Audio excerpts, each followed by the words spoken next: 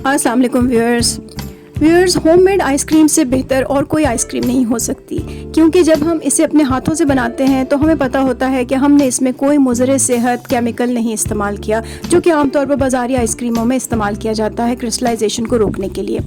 आज की इस रेसिपी में मैं आपको 3 ऐसी टिप्स बताऊंगी जिनको फॉलो करके आप अपनी होममेड आइसक्रीम को बिल्कुल परफेक्ट बना सकते हैं बग़ैर क्रिस्टल्स के, और बहुत ही मज़ेदार। आपने इस रेसिपी को मुकम्मल देखना है और तीनों स्टेप्स को अच्छी तरह से नोट कर लेना है, और इनको फॉलो करके जब आप बनाएंगे तो इंशाल्लाह आपकी आइसक्रीम बहुत अच्छी बनेगी।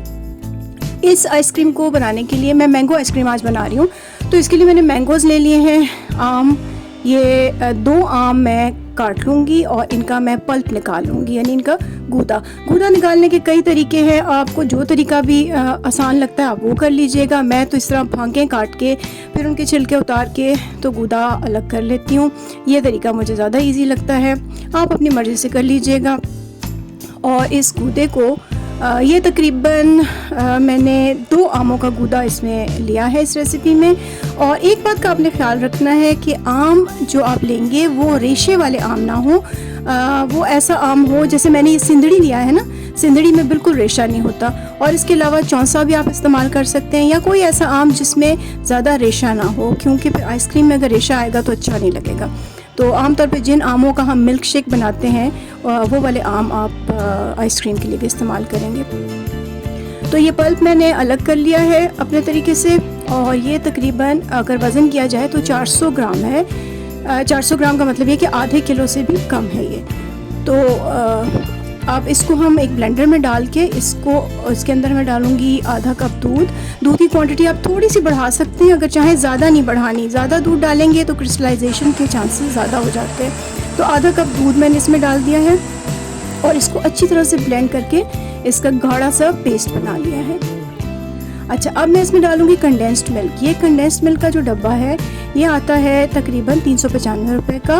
तकरीबन 400 ग्राम कंडेंस्ड मिल्क है, लेकिन हमने इसमें सिर्फ 1/3 या आधा डब्बा डालना है। अगर बहुत मीठा चाहिए तो आधा डब्बा डाल दें, नहीं तो थोड़ा सा हल्का रख लें, 1/3 ले लें। या फिर ये जो छोटा डब्बा आता है 72 ग्राम्स वाला, ये 75 रुपये का आता है। इस तरह के 2 डब्बे आप डाल सकती हैं। तो ये 75 रुपीज़ का मतलब 150 रुपये का आपको इसमें कंडेंस्ड मिल्क डल जाएगा। इसको अच्छी तरह से ब्लेंड करने के बाद हम एक साइड पे रख देंगे, और अब हमने क्रीम को बीट करना है। क्रीम आपने कौन सी लेनी है? ये है विपिंग क्रीम, इसके ऊपर लिखा होता है विपिंग क्रीम। ये बेस्ट रहती है आइसक्रीम बनाने के लिए। वैसे ये दूसरी क्रीम भी मिलती है जो सिर्फ डेयरी क्रीम है, ये आप मजबूरी की सूरत में इस्तेमाल कर सकते हैं, लेकिन बेस्ट यही है कि आप विपिंग क्रीम ही इस्तेमाल करें। इसको बीट कैसे करना है कि एक आपने स्टील का बर्तन फ्रिज में रख के ठंडा कर लेना है, और मज़ीद ठंडा करने के लिए हम इसको ठंडे पानी के अंदर रख के भी बीट कर सकते हैं। अगर गर्मी बहुत ज़्यादा है तो आप ठंडे पानी में रख के इसको बीट करें।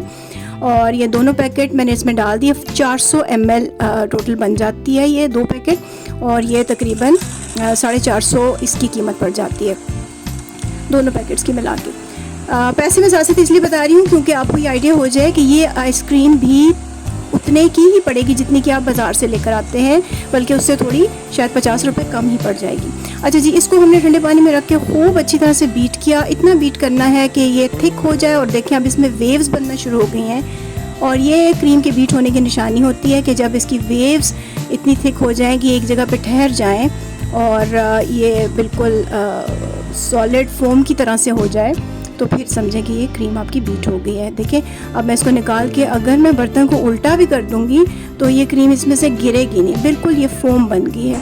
व्हिपिंग क्रीम की यही ख़ास बात होती है कि वो बहुत अच्छी सी बीट हो जाती है और बहुत फ्लफ़ी हो जाती है इस तरह से।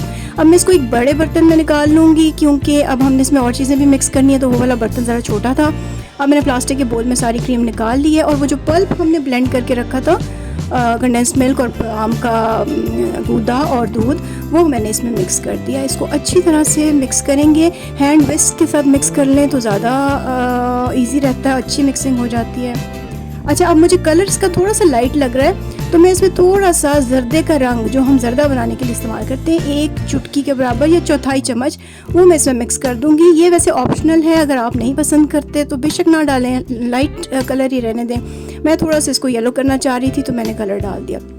आप ये देखिए, और इसकी थिकनेस देख लें, अच्छी खासी थिक और बहुत ही फोमी किस्म की ये चीज़ बन गई है। अब इसको हम डालेंगे एक डिश के अंदर। आप मेटल की डिश भी ले सकते हैं, शीशे की भी ले सकते हैं, कोई ऐसी डिश ले लें जो आप फ्रीज़र में रख सकते हो। ऊपर से मैंने उसको प्लेन कर लिया अच्छी तरह से। अच्छा जी, वो विपिंग क्रीम की जो टिप मैंने आपको बताई है वो पहली टिप थी कि आपने वो वाली क्रीम इस्तेमाल करनी है। दूसरी टिप ये है कि आपने इस डिश को प्लास्टिक के साथ अच्छी तरह से रैप करना है। ये मैंने क्लिंग रैप इस्तेमाल किया है। अब मैं इसको 3 से 4 घंटे के लिए फ्रीज़र में रखूँगी। आप अपने फ्रीज़र के हिसाब से टाइम कैलकुलेट कर लीजिएगा। जब ये थोड़ी थोड़ी सी जमना शुरू होगी तो यहाँ पर अब बारी आती है तीसरी टिप को फॉलो करने की। अब मैं पहले चेक कर लूँगी कि अगर थोड़ी सी जमना शुरू हुई है नीचे नीचे से या साइडों से, तो फिर मैं इसके अंदर एक दफ़ा फिर से ब्लेंडर चलाऊँगी। ब्लेंडर को इस टाइम पर दोबारा से चलाने का मकसद ये है कि इसके अंदर जो भी क्रिस्टल्स बनना शुरू हुए हैं वो एक दफ़ा फिर से टूट जाएं और वो जो क्रिस्टलाइजेशन का प्रोसेस है वो ब्रेक हो जाए। और ये वाला प्रोसेस आप 2 से 3 दफ़ा रिपीट भी कर सकते हैं। 2 घंटे बाद या 3 घंटे बाद आइसक्रीम को निकाल के इस तरह आप 2-3 दफ़ा इसको बीट कर लेंगे तो क्रिस्टल्स बनने का सवाल ही पैदा नहीं होता। अब मैं इसको फिर से उसी तरह एयर टाइट रैप करके दोबारा फ्रीज़र में रखूँगी। अब की बार मैं इसको ओवरनाइट फ्रीज़ करूँगी। और ओवरनाइट फ्रीज़ करने के बाद अब ये देखिए जी, ये हमारी आइसक्रीम बिल्कुल रेडी हो गई है। ज़बरदस्त मैंगो आइसक्रीम बन गई है और बहुत हेल्दी, बग़ैर किसी हार्मफुल केमिकल के। और इसको अब मैं स्कूप आउट करूँगी। ये स्कूपर मिल जाता है आराम से बाज़ार से। इसको इस्तेमाल करने का तरीका ये है कि इसको आपने पहले पानी में डिप करना है, वरना आपका स्कूप अच्छा नहीं बनेगा और वो बिल्कुल चम्मच के साथ चिपक ही जाएगा।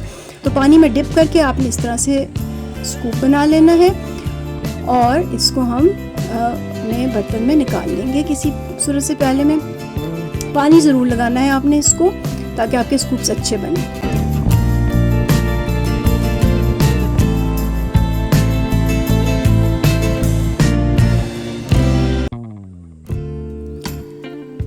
इस तरीके से, और ऊपर से हम इसको अपनी मर्ज़ी से गार्निश कर लेंगे। चाहे तो मैंगो चंक्स के साथ गार्निश कर लें, क्रीम लगा लें ऊपर थोड़ी सी, या जो भी आपका दिल चाहे उस तरह से ऊपर इसको गार्निश आप कर लीजिए।